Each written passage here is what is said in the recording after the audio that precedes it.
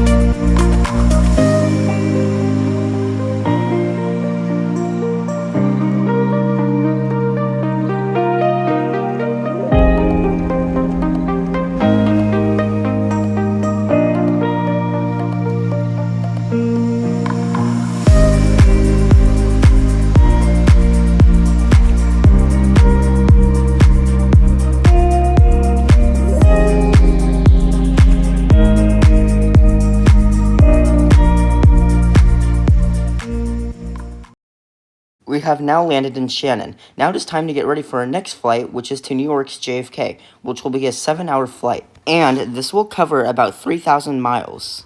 Now for this flight, I will be packing extra fuel, as this is a 7-hour flight, and A318 has trouble flying about 8 hours. In that way, it makes sense. But anyways, sit back and relax and enjoy the time lapse.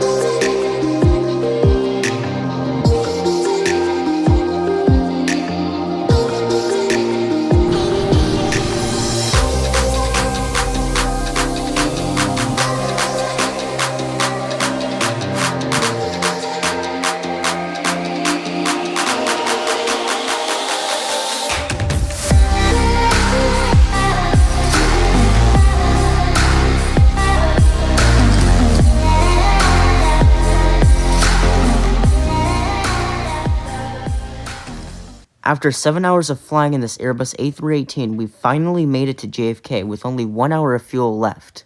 I have to say that this is a very interesting route, and I highly recommend it to you guys. But unfortunately, this route was retired in 2020, and so is the Airbus A318 for British Airways.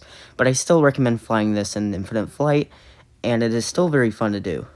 Anyways, that's a wrap up for today's video. I hope you guys enjoyed. If so, leave a like, and maybe even subscribe if you consider it.